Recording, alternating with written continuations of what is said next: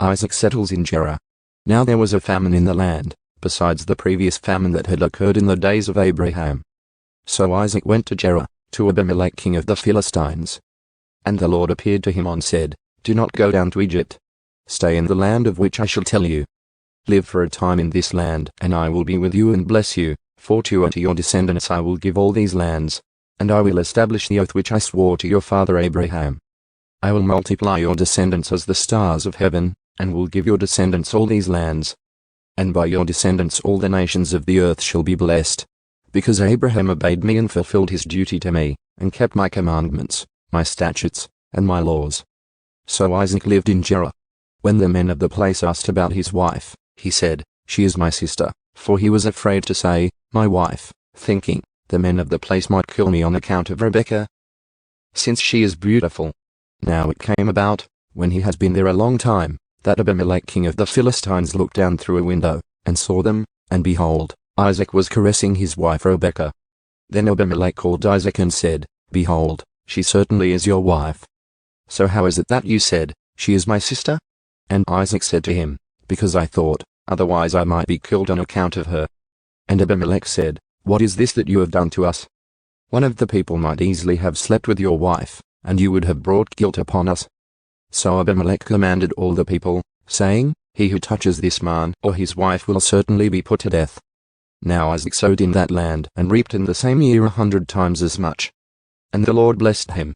And the man became rich, and continued to grow richer until he became very wealthy. For he had possessions of flocks and herds, and a great household, so that the Philistines envied him.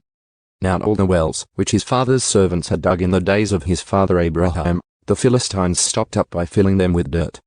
Then Abimelech said to Isaac, "Go away from us, for you are too powerful for us."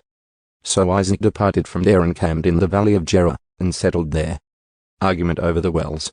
Then Isaac dug again the wells of water which has been dug in the days of his father Abraham, for the Philistines had stopped them up after the death of Abraham. And he gave them the same names which his father had given them.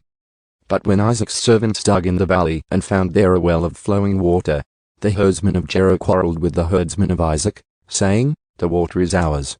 So he named the well Isk, because they argued with him. Then they dug another well, and they quarreled over it too, so he named it Sitnah. Then he moved away from there and dug another well, and they did not quarrel over it. So he named it Rehoboth, for he said, "At last the Lord has made room for us, and we will be fruitful in the land." And he went up from there to Beersheba. And the Lord appeared to him the same night and said, "I am the God of your father Abraham. Do not fear, for I am with you. I will bless you and multiply your descendants, for the sake of my servant Abraham." So he built an altar there and called upon the name of the Lord, and pitched his tent there. And there Isaac's servants dug a well. Covenant with Abimelech. Then Abimelech came to him from Gerar with his adviser Ahaz, and Phicol the commander of his army.